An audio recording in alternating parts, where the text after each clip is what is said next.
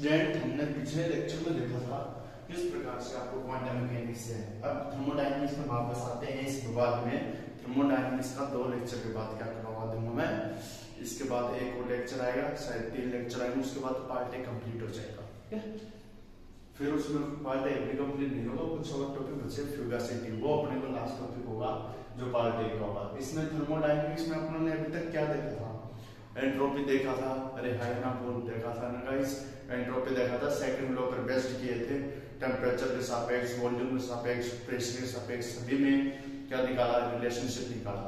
उसके बाद अपन आ गए राउल्ट वाले में, इसने राउल्ट को भी बताया क्योंकि डेलेस नाम की कोई बीमारी आई थी, वहां पर आई थी ना डेलेस की, जब अपन 12th में पढ़ते थे, बच्चे होते थे, जब कहाँ पढ़ते थे 12th में आया था अपने सॉल्यूशन वाला चैप्टर, उसमें डेलेस नाम की बीमारी आई थी। तो अपना उस समय पता नहीं था डेलेस क्या है, अब यहाँ पर बड़े में आ गया और इन्हें थर्मोडायनामिक्स को भी, थर्मोडायनामिक्स ने क्या किया, बोला आइडियल सॉल्यूशन के लिए हम देंगे, बोले बता दे तो किस प्रकार से देना चाहता है।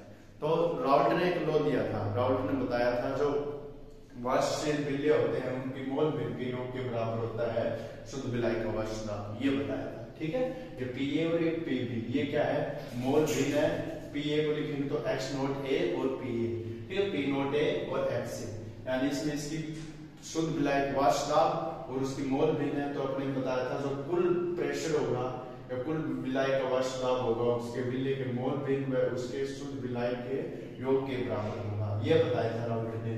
तो 2 सॉल्यूशन दिए थे राउल्ट ने, आइडियल और नॉन आइडियल सॉल्यूशन। आइडियल के लिए उन्होंने बोला था जो राउल्ट को नियम को फॉलो करें, यानी इस लॉ को फॉलो करेंगे, और इस लॉ को फॉलो नहीं करने वाले नॉन आइडियल। नॉन आइडियल को 2 भाग में डिवाइड किया था, फिर इसमें धनात्मक विचलन दर्शाने वाले और ऋणात्मक विचलन, या पॉजिटिव डिवाइडेशन वाले और नेगेटिव डिवाइडेड वाले सॉल्यूशन। पॉजिटिव वाले जिसके अपन रेखा खींचते थे, जो एक लाइन थी उसके ऊपर से आती थी, नेगेटिव वाले में नीचे से आती थी, बताएंगे ग्राफ बनवाएंगे तो समझ में आएगा।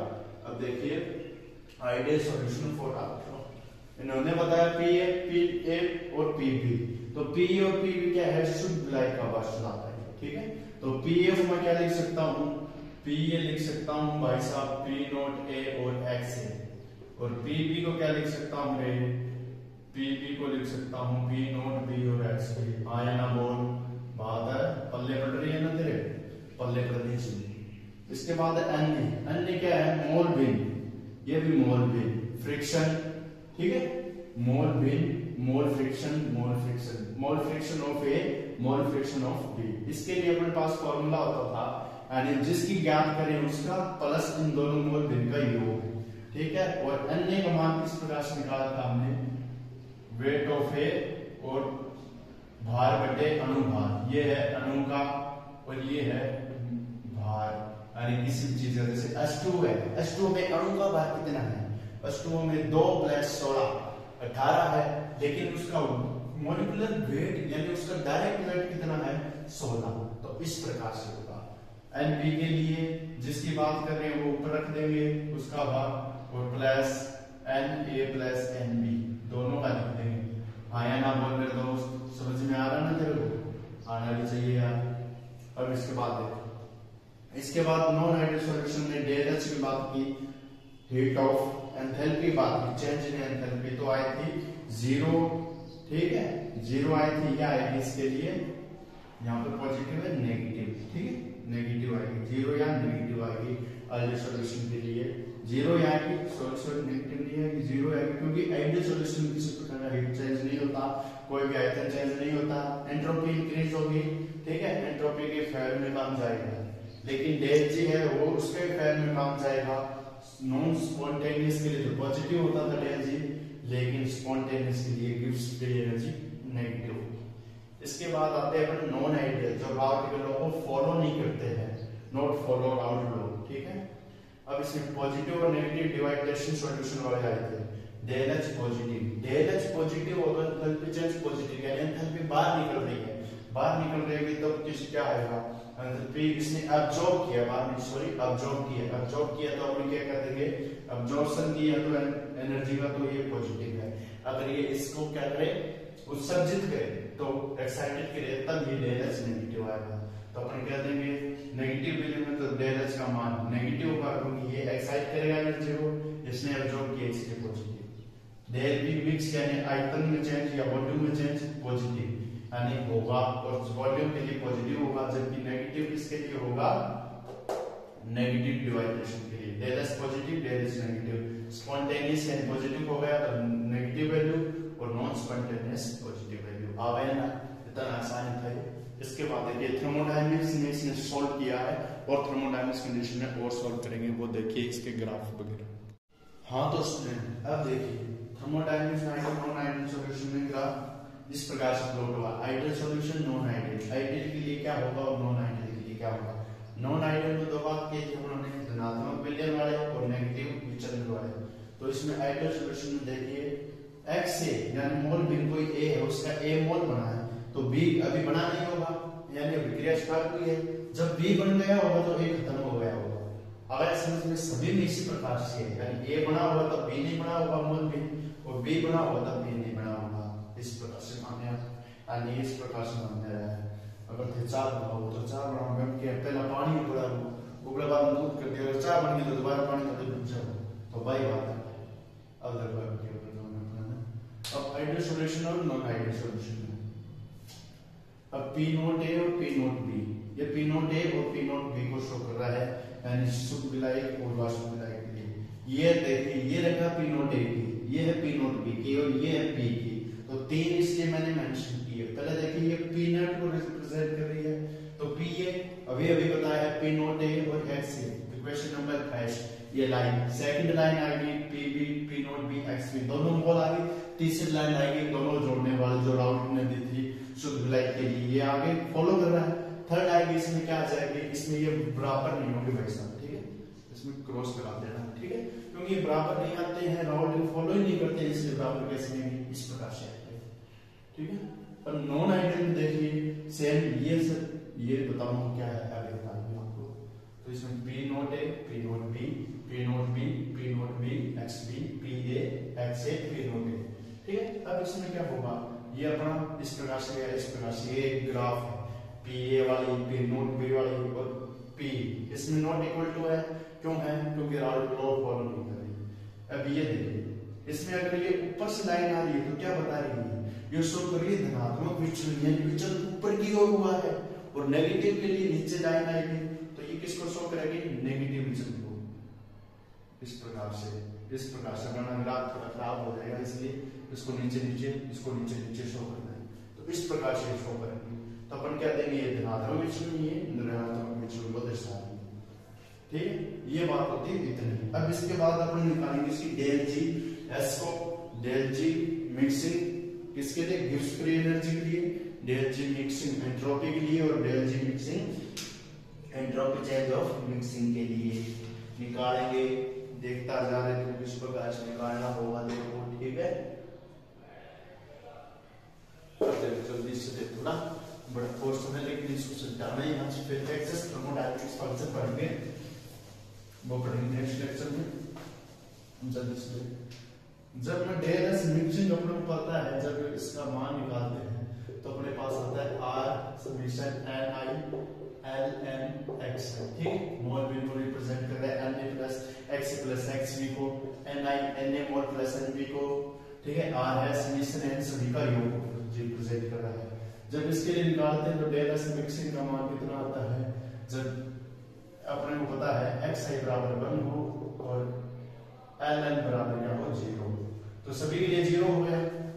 इसको खोल के लिख देता हूं, कोई बच्चे के लिए खोल के लिख देते हैं, N1 Ln x1, ठीक है, प्लस N2 Ln x2, इस प्रकार से।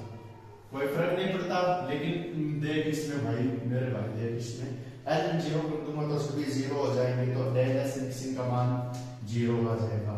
सोच, डेल एस मिक्स बराबर 0, तो इन्होंने 0 तो दे दिया भाई, इस फॉर्मूले से 0 आता है।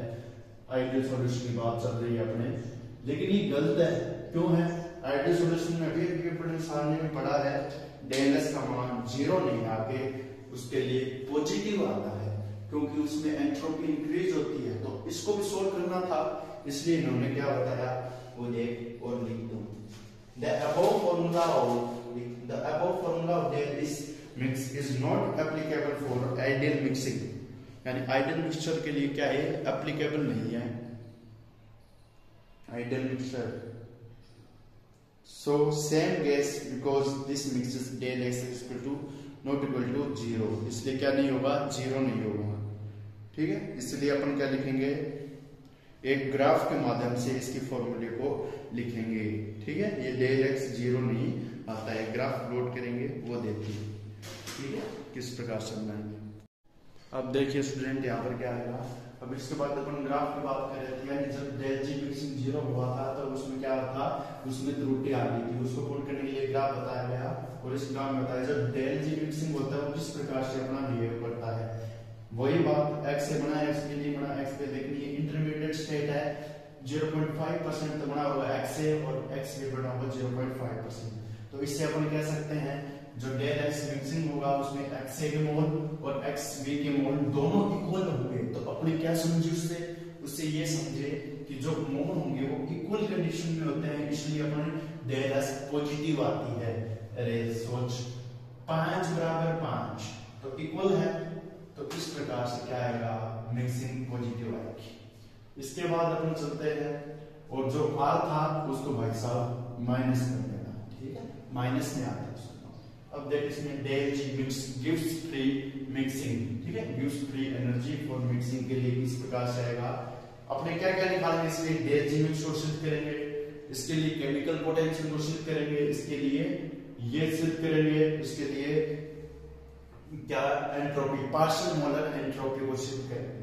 अब इसमें मिक्सिंग का लगाया तो अपने क्या आता है, स्पॉन्टेनियस रिएक्शन में del h minus t del s दोनों की मिक्सिंग बता रखी है। del h का मान 0 होता है आइडियल सॉल्यूशन के लिए, आइडियल गैस के लिए del h का मान 0 होता है, तो 0 कर देंगे। तो del g मिक्सिंग 0, ये 0 हो गई, माइनस 0 में से कोई चीज घटाएंगे, माइनस के तो माइनस आएगा, माइनस t del s, तो ये माइनस है, इस माइनस और ये r वाला माइनस प्लस, तो प्लस हो गए RT ln x। ठीक, इसके बाद देखिए अपना अगला क्या आता है, इसके बाद आता है एंट्रोपी और आपके क्या आता है, molar entropy change of mixing, और इसके बाद आता है मोलर केमिकल पोटेंशियल। ये ठीक इस प्रकार से लिखेंगे दोनों कंपोनेंट को। अब देखिए स्टूडेंट क्या करना है अपने को, molar entropy change of mixing निकालनी है। तो मोलर अब की बार पहले निकाली थी एंट्रोपी चेंज ऑफ मोलर यानी 1 मोल वाली, तो x m लिख सकता हूं जो मोलर एंट्रोपी को रिप्रेजेंट करेगा। इसमें del s मिक्सिंग समेशन या समेशन ni, तो समेशन ni ये ni क्या है, मोल है। ni का मान ni अपॉन n कितना होता है, xi। इसमें देखें फॉर्मूले में ni ln x, लेकिन इसमें n इसका भाग लगा दिया अपने, भाग लगाने के बाद जो ये पॉइंट होगा वो क्या हो जाएगा, xi, बस ये xi हो जाएगा। इससे पार्शियल मोलर एंट्रोपी या partial molar entropy change mixing के लिए निकाल सकते हैं। जैसे आपको xi का मान दे दिया, ln का, ln तो आप कर दोगे, ln को लॉग में चेंज करेंगे 2.303, ठीक है, और xi का मान दे दिया। अगर xi का पूछ लिया, इनका मान देके आप कर सकते हो। ठीक है, और r क्या है, r यहाँ पर इंसोर्स। ठीक है, अब इसके बाद आइडियल सॉल्यूशन के लिए केमिकल पोटेंशियल म्यू से रिप्रेजेंट किया था।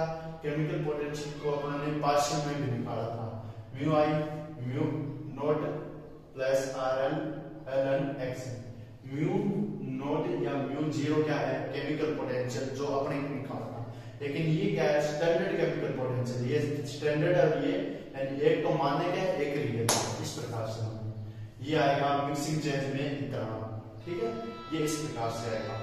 अपने सभी प्रॉपर्टी कर चुके हैं थर्मोडायनामिक्स के लिए, मोलर एंट्रोपी के लिए, उसके बाद एंट्रोपी की, उसके बाद अपने del h वाला निकाला, del h के लिए यानी अपने गिव्स फ्री एनर्जी निकाली मिक्सिंग की, और अपने क्या निकाली, gives free chemical potential mixing का निकाला।